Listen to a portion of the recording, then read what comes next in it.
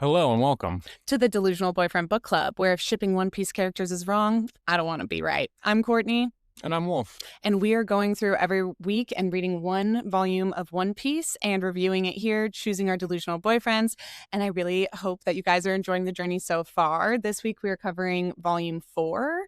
Please rate, review, and subscribe if you haven't already to our YouTube, on the podcast apps. If you turn on automatic downloads, then these episodes will be delivered to you every time we release them, and you'll be the first to hear them. Thank you so much for being here. And we're going to jump right into this episode. We're actually in Virginia Beach at his sister's house, my sister in law. We came for our niece's 18th birthday. So we're not in the normal studio, and I'm so sorry if the audio quality is bad, but hang in there with us and we'll be back in the studio next time. So we're kind of just going to get right into volume 4. It's in the middle of the Captain Kuro arc. So this manga starts in the middle of the fight and ends in the middle of the fight. We don't even get through the full fight in this manga. This is a longer one.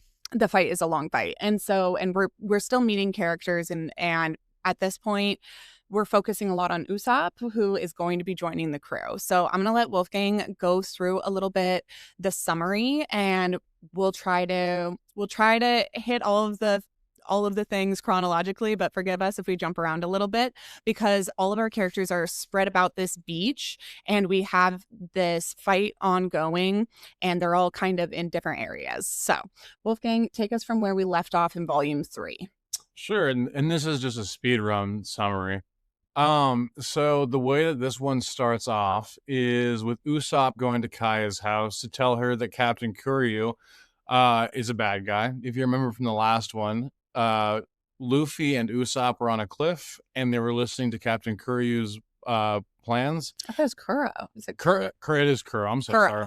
Captain Kuro. Captain Kuro's plans to take Kaya's fortune essentially. And so the way this one starts off is that Usopp is going to Kaya's house, to her mansion, to kind of tell her, Kuro is a bad guy. You need to get out of here. Like, please leave with me. And Kaya doesn't believe Usopp because Usopp's kind of a liar. And so we get kind of a sad scene where Usopp kind of feels betrayed a little bit He's rejected. Yeah, he's rejected. Thank you. By Kaya. And Kaya kind of stops believing him because, like Kuro said, no one is going to believe him because he's been telling fibs his whole life.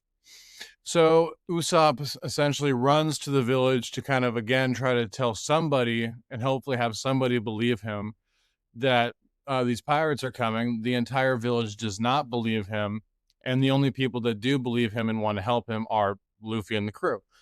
And so what happens is they end up meeting on one of the beaches at night, and they kind of say, we're going to help you. Let's figure out a plan. And Usopp's whole bright idea is he wants to put oil slick on a hillside so that when the pirates walk up, they're going to slide down and they can't get there. And he's a sniper, so he can just snipe them as they're coming up the whole time.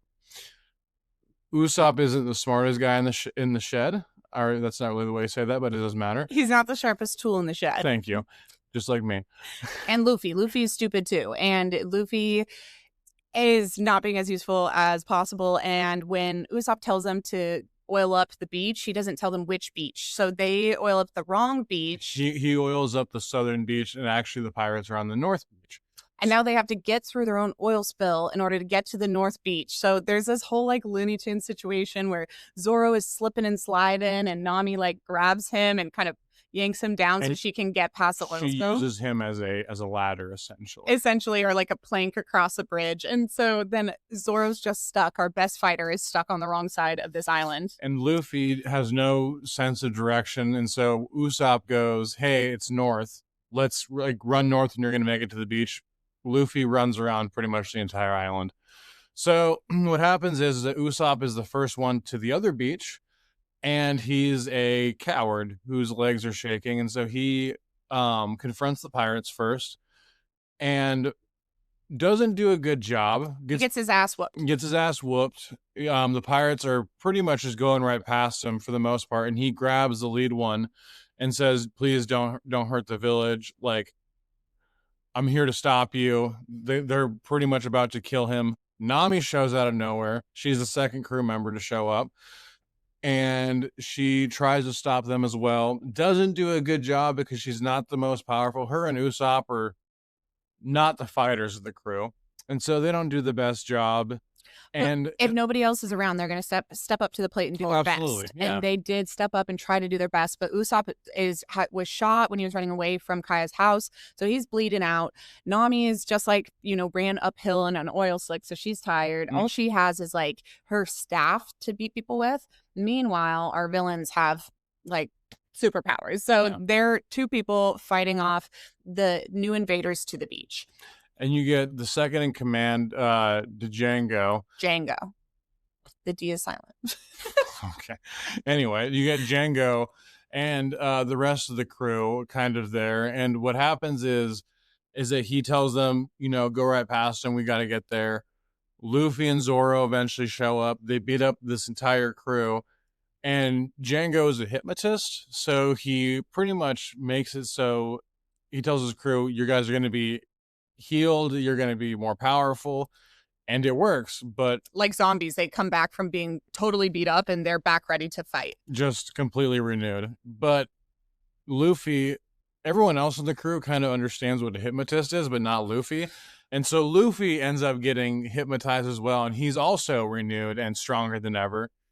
And he beats up all the pirates pretty much in one blow and runs down the hill and grabs the cat pirate's mast and pretty much tears it off the ship, and then it falls on him, and he knocks himself out. It crushes him and knocks himself out, but obviously he's not dead because he's a rubber man. And everyone, the rest of his crew watching, Luffy, Usopp, and Zoro, are like, this guy, he's such an idiot. And Django pretty much says, hey, I need my ship guards to come out now. And that's Butchie and Siam. And those are kind of two cat burglars for the most part. And so they end up getting in a fight with Zoro. And for a while, Zoro's kind of getting his ass kicked because Siam is a renowned cat burglar. And he's able to take two of Zoro's swords very quickly. And so now Zoro is doing one sword style versus his usual three sword style, and he's not as good with that. And we should mention that when Siam attacked Zoro, Zoro thought that he cut him, and instead he just cut his shirt open into a crop top, and the sassy cat boy goes, or cat man, he's like, you didn't get me, I have the waistline of a feline. And then he's just got his like slutty little waist and his 8-pack abs out the rest of the show. And I was like, okay, slay, mama, slay, which I did like that. But for the most part, these are bad guys. So Zoro only has one sword. Nami is now fixated on if she can't fight super strong, then she's going to get Zoro his swords back. So she's trying to plot to get him his 3 swords. Again, she's a smart one of the crew. And if something like this didn't happen, Zoro would just kill everybody super fast. So it's kind of essential that he has these moments where he's held back, like in the oil slick or his swords being taken away, because otherwise the fight would just be over and done with like that. Same thing with Luffy. A lot of the time, since they're such powerful fighters, they have to be stupid, and they are stupid. Like they have bad sense of direction. They're, Luffy doesn't understand not to look at the hypnotist. And so that's why this fight keeps going on, is because they're not perfect. They're great fighters. They're super strong, but sometimes you need brains too. Yeah, 100%. So we have, at this point, is this when Captain Kuro comes to the fight? Let's see. I think so. Yeah, no. So what ends up happening is that Zoro ends up beating both of them for the first time, both Butchie and Siam, and Captain Kuro appears at the top of the hill, and everyone's kind of freaking out, both the cat crew and the Straw Hats, because he's kind of the main villain of this entire little arc. And what happens is he says, I told you guys to meet me at a certain time. You're not there. I'm pretty much going to kill you if you can't deal with this situation in 5 minutes. He's like, they're a bunch of kids and you can't even take these kids out. He's like, you have 5 minutes to get this done or I will kill all of you. Yeah. And he has also left Kaya's house. Right before he left Kaya's house, he killed her other servant, or he stabbed her other servant. Mary. His name was Mary. He's like a little goat man. And Captain Kuro has like cat claws, but they look more like Edward Scissorhands, so really sharp. So basically, he stabbed Mary, and then Kaya finds her other employee bleeding out, and Mary says it was all Claudador. Claudador is Captain Kuro, and Usopp was right, and we shouldn't have shot at him, but we had it all wrong, and you've got to stay away from Claudador or Captain Kuro. And so Kaya now believes Usopp again. So Captain Kuro shows up on this beach, and we do know that like Kaya is also going to come looking for us at some point. So we have Captain Kuro getting to the beach, and then at the same time, we see Kaya kind of walking through the woods, and she's trying to meet up with them, as are Usopp's little crew of little children, basically, Onion, Pepper, and Carrot. And so Onion, Pepper, and Carrot show up. Usopp is getting his ass whooped, and Nami's trying to get Zoro's swords back for him. Luffy's still knocked out, and these little kids come with their frying pans, and that's all the weapons they have. So they're trying to intimidate Captain Kuro. Captain Kuro doesn't even pay them any mind, goes over to basically end Usopp's life, and Kaya yells from the top of the mountain, and she's like, Claudador, don't do this. And he says, oh, Kaya, how convenient that you're here. Django, get her hypnotized so she can write her will and leave me everything in her estate. So as that's going on, we see that Usopp is yelling towards these young kids, get out of here. And they say, we're not cowards. We're not going to run away from the fight. And he says, I command you as your leader to get Kaya and get the hell out of here. And you can't disobey me. This takes a lot of bravery and it's a big job. So you better get her to safety. So they run over and they grab her hands, and Kaya's trying to reason with Kuro, and they end up pulling her away. He sends Django after them. And at this time, he's like, Usopp, I've had enough of your shit. You've interfered too much. And he goes to kill him. And then we get a gum pistol out of nowhere. And Luffy's back awake. He knocks Captain Kuro out. He knocks him to the ground. And that's literally where it ends.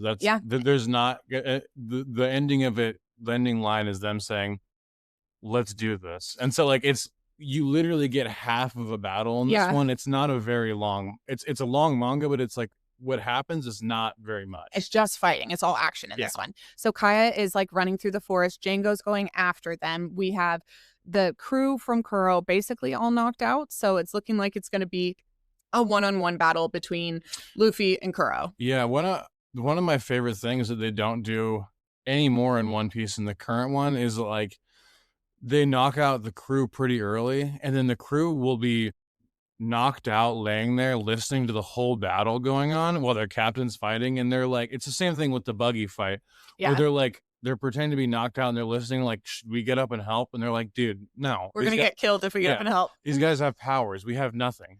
And so that's like, it's just a funny little thing. And I do love Captain Kuro sees that punch come out of nowhere, and he's like, oh, is that a magic power? And Luffy says, I'm a gum man. And I always like when he says, I'm a gum man, or I'm a rubber man. It's just, he's so silly. Like, even when shit is really scary, he's just like, I'm a gum man. It's so cute. So that's basically where this volume ends. Yep. We see Zoro, as he's like fighting his one sword style, kind of acknowledge that Usopp has sent these kids on their way. And he says, he is quick on his thinking, and he gave them an honorable excuse to get out of here. I like Usopp. And so we see that they're starting to value Usopp and what he might be able to offer to their crew. And even though he is cowardly and his legs are shaking, as he's beat up in the ground, unable to move, he keeps saying to himself, I have to protect her. I have to get up and help. So he even takes a slingshot as Django is running after them in the woods, and he slingshots Django in the back of the head, and it makes it so one of his throwing stars basically can't hit the kids.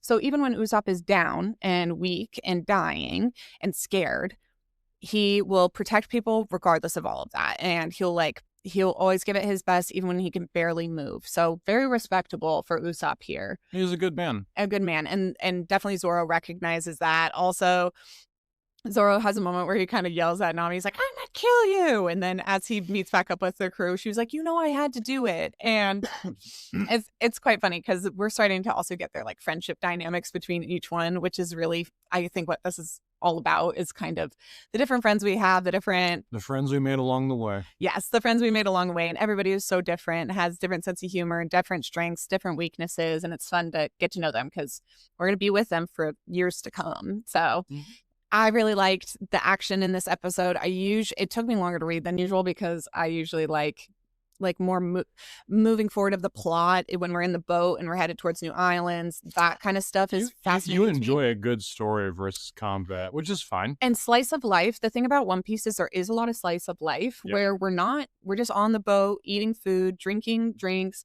and just Having kind of fun. having fun. And that's really up my alley. The fights make me nervous. Every time I tell Wolfgang, I'm like, I feel like Luffy's going to die. And I know he lives another 1,100 episodes. He's the main character, but it like gives me anxiety. So Even it's, when she's seen the fight before. ah, and we have, like I said, we started back over on the anime so that I could try to keep it lined up. And in the anime as well, I've been getting total anxiety, just so worried about my boy because he's not very strong yet. He has a couple powers, and that's it. He had Gum Gum Gatling gun this time, which Mhm. is like automatic Just shooting, just rapid rapid fists. rapid punching. Zoro was really fun to watch, except for you'd think he would like his one sword style would be as good as anything, but he's quite disabled when he doesn't have both swords. Like he's just whatever one sword style is, he doesn't practice that as much. And so it's really not only does he have two less blades, but he's also just not as effective. He always practices with three swords.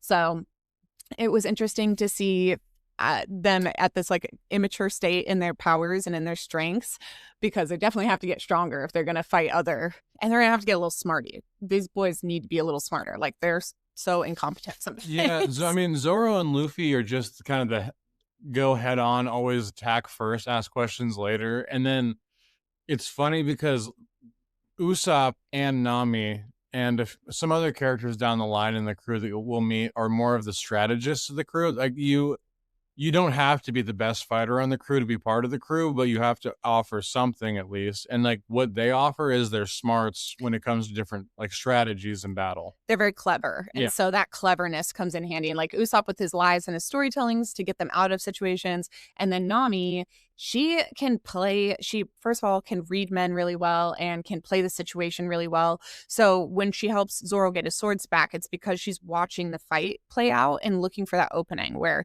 nobody's paying attention to her and she can sneak in. And that's oftentimes what her role is in this story. So it's fun to watch that each one of their characters really flesh out. So with all that being said, it's time for my favorite part of the story, which is the delusional boyfriend segment. Wolfgang, who is your delusional boyfriend from this volume? Ooh, who was it last week? You know? Okay, I won't be able to remember his forever, but as far as I can remember, it goes Ace, Buggy. Oh no, I'm not sorry. Sorry. His first one for the first volume was Shanks. Then his second one was Buggy. Then his third one was Yassop. So who is your favorite? Who is your delusional boyfriend from this? It was Yasub last week. You know what? I will give it to Nami this time because Nami, what she does is she gets hurt in the line of battle trying to get Zoro's swords back, and even Usopp is like, "Oh, that bastard," because Django kind of sees what's going on, throws some throwing stars at her, and it hits her, but she ends up getting the swords back. And that's kind of like, she puts her life on the line for the crew. And to me, that's worthy of a delusional boyfriend this. I like that. We forgot to mention Luffy gets hit in the back of the head with a throwing star at one point, and Yeah, he does. we get this line from him, which I didn't realize he says over and over and over again in the anime, which is, ow, that hurts. And it's kind of an underreaction for having someone throw a knife into the back of your head. But that's when he gets mad. And it's like It's called a chalk. It's a circle thing that you throw and it comes back. It's kind of like a boom. a sharp boomerang. Yeah. But he's a gum gum man and it sticks in his head. So it doesn't kill him. But it's this hilarious moment where he's like, that's when he gets fed up. He yells like, that hurt. And then he like decides he's not having this anymore after he gets hit in the back of the head with this throwing star. Yeah. So that was pretty funny. My delusional boyfriend, I kind of was going back and forth between like obviously a funny answer, which would be the cat guy who has a little 8-pack and the tiny Sam? waist. But they're bad guys and I actually don't like them at all. And I mean, we're gonna meet so many characters that I feel like you have to have some villains. some bad boy delusional. I will say that the Captain Kuro, if you read and watch BL, he reminds me a lot of a character from like Twilight Out of Focus. There's like several different characters that he reminds me of with his glasses and his black hair. And I find him very cute, but I don't like him at all. And he's not my delusional boyfriend. He's a bad guy. But I Really will bad say guy. I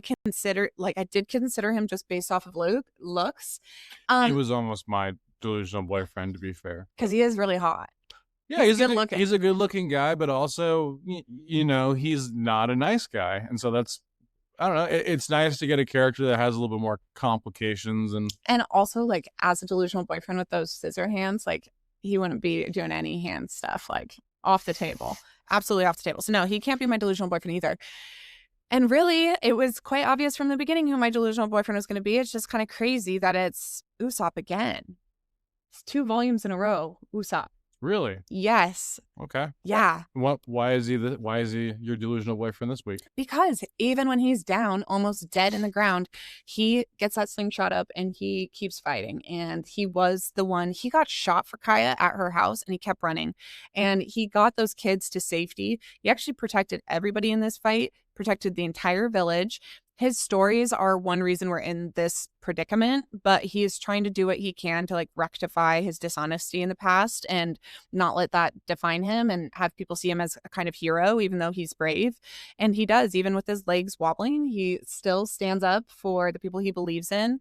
And I thought that was very brave and admirable, and I love Usopp for that. And I also love that he is going to, like, despite how much he cares about this village and Kaya and these kids, spoiler alert, he is going to join the crew. And that takes a lot of courage for somebody who's scared to be like, okay, I'm going to go out on the open ocean with people I barely know and chase a dream that's not even really my dream, just because I want to be useful to them. I want to maybe run into my dad, and I want to live my life not as just a storyteller, but I actually want to go out and experience those stories. And that takes a lot of bravery. So not just to live in your imaginary world, but to actually go out and seek adventure and take those risks that come along with that. That's an amazing answer. Yeah, so that's such a good answer. It's so funny to me that Usopp, though, is yet again my delusional boyfriend, because watching the anime, I'd never had a moment where I was like, I have a crush on Usopp. And I will say there's been a couple moments also where Luffy has been like, it's funny in the manga, Luffy will be drawn as such a chibi.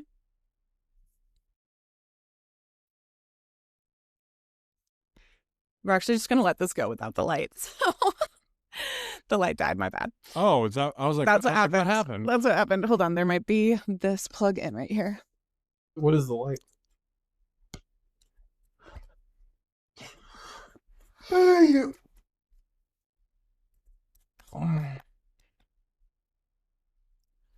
Okay, babe, set up. We're gonna keep going.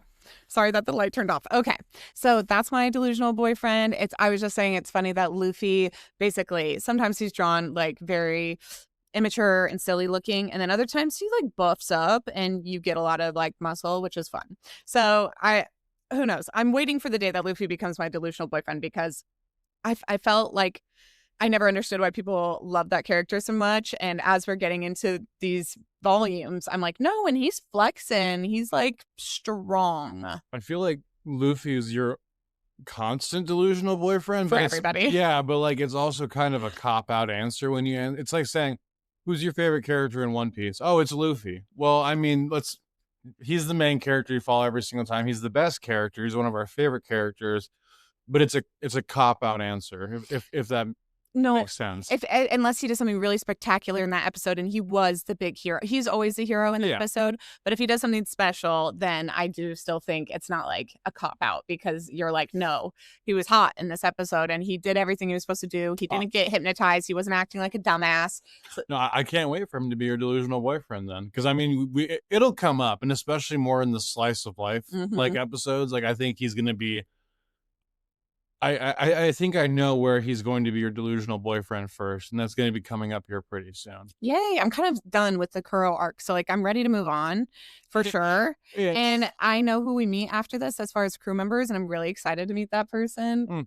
That's going to end up being my delusional boyfriend a lot. So I'm excited for next week. I hope you guys will join us. Thank you so much for bearing with us while we're traveling and recording these, not at our little home studio. We really appreciate you listening along. It has been so fun so far, and I'm really enjoying this One Piece journey, and I hope you guys are too. If you haven't already, rate, review, and subscribe on YouTube. If you're watching this on YouTube, if you're listening on the podcast app, make sure you turn on auto downloads. It really helps the podcast, and you'll never miss one of our bonus episodes or one of these little mini One Piece episodes. We drop our BL, manhwa, anime, live action, and romance novel episodes on Thursdays. So there'll be one coming out tomorrow as well.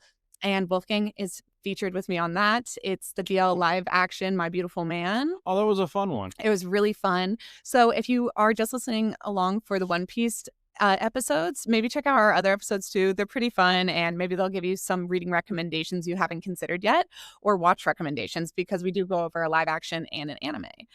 So again, thank you so much for listening. Thank you, Wolfgang, for doing this with me. It's so fun. We love you guys out there listening. Stay safe. Have a great day. And until next time, remember, sometimes the delusion Is the solution. Bye.